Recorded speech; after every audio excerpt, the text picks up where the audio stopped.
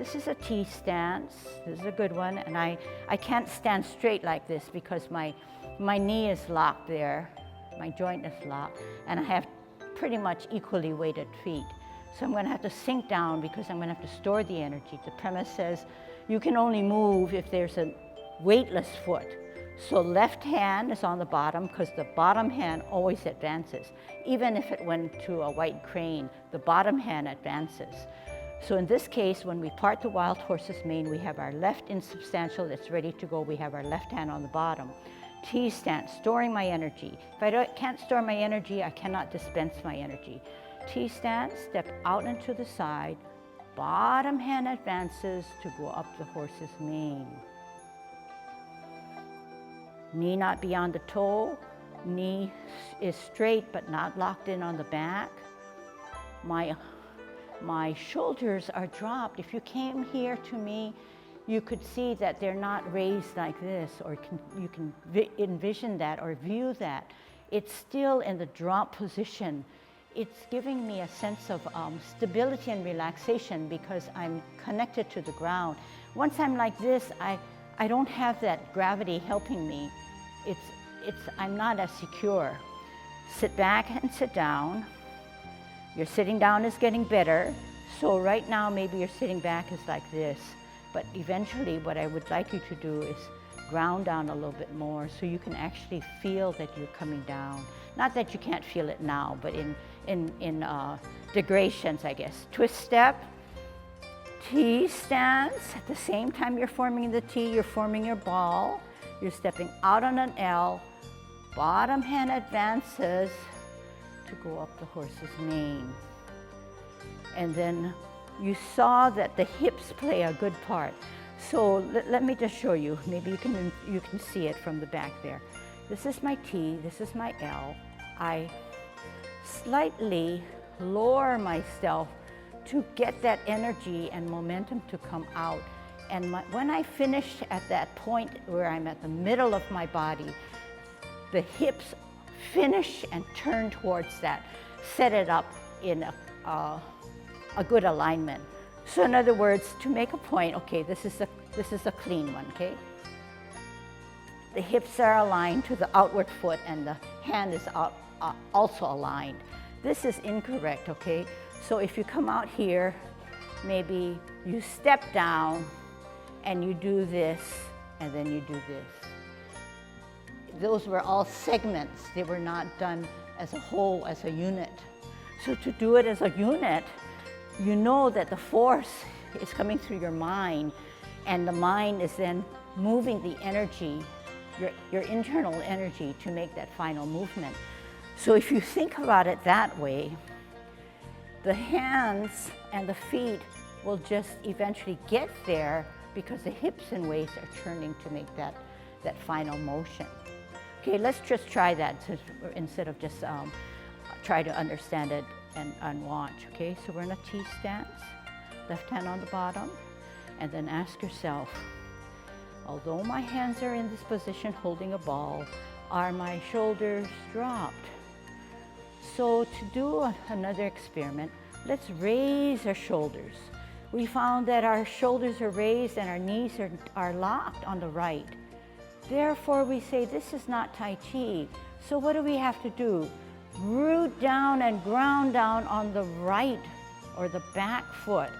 Our shoulders came down. We're heavier on that right foot, which is correct. That's the sensation you want. You want it to be more secure, heavier, so that we're connected. We have all that safety valve there. All right, T stance. Come out into the side L. Turn the hips and waist. Part the wild horse's mane. And then ask yourself, are your shoulders now still dropped, or can you drop them? Because somehow in the motion, maybe you have raised them. Okay, good, good. Sit back, sit down, twist step, root down on the left, hold your ball and form your T. Step out on an L, move the energy from the back all the way across, right to the middle. shoulders dropped, right? Sit back, sit down. So twist step, T stance. One more time. If you have good Tai Chi posture, you shouldn't have to play around with your shoulders. But as a test, I always say, is your shoulder dropped? But it should never have been changed, okay? T stance, L stance, turn the hips and waist, O stance. Sit back, sit down. Twist step, T stance, L stance, bottom hand advances to go up the horse's mane. Sit back, sit down, twist step, hold your ball. And when you hold your ball, can you ask yourself, are you still in good Tai Chi posture where the shoulders are dropped? And are you weighted? Do you feel heaviness on your right foot? That's the sensation you want. Okay, so then you want to practice that, okay? Because I know that from the first day I saw you, this is the 4th week, and I do see improvement, and something's clicking, okay? So we're not looking for a 5% beginning and then a 80-something% accomplishment in a short period of time. But we're looking at just gradual progression, just whatever you can give. That's the stuff that will grow on you and will help you improve. And at the same time, giving you that relaxation and maybe and lessen that pressure that's on you to do something exactly the correct way. Because even for me, that whatever 20% that I have to still improve on still grows on me, but that's fine. All right. So now we're going to work on the difference between parting the wild horse's mane and warding off, okay? So when we ward off or when we grasp the bird's tail, we are actually moving out our opponent, making that safety net right there so he can't come in. So we're going to use our forearm to push him out. Push him out. Then we're going to turn our hips and waist and we're going to grasp the bird's tail as if we're going to drag him down. But when we drag him down, we don't just drag him down with our hands, but we do use our hips and waist to turn, to pull him back. And weight is heavily on that back foot. That's the energy. Then we contact him at the front and we push him out again, okay? So let's see how we can do that. And we don't necessarily have to show with our demeanor that we are going to be forceful, but we do it through our internal mind and energy, okay? So T stance, left hand on the bottom, so it's similar to parting of the wild horse's mane. We're going to do grasping of the bird's tail, which includes 2 sub-movements. The first one is to ward off. Step out on an L, bottom hand advances to ward off your opponent. Give me that space that I need. Turn the hips and waist, reposition the hands so they're staggered palm to palm. You're going to use your energy to bring your opponent down. How? Sit back, sit down, turn at the hips and waist. Turn at the hips and waist. Contact from the center of the body, push the energy through. Separate the hands and roll back and sit down to gather more energy. Come up, lunge forward. Other side. Sit back, sit down, twist step, root down, T stance, hold your ball. Energy down on the left, step out on an L, bottom hand or right hand, forearms your opponent. Give me my space. Turn your hips and waist, reposition your hands. Sit down, sit back, look back, turn at the hips and waist. Turn at the hips and waist. Contact, push from the center. Separate the energy. Roll back, sit down.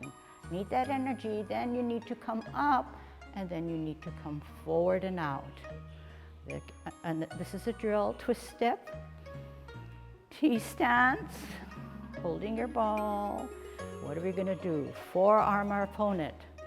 Step out on an L, bottom hand advances to forearm him.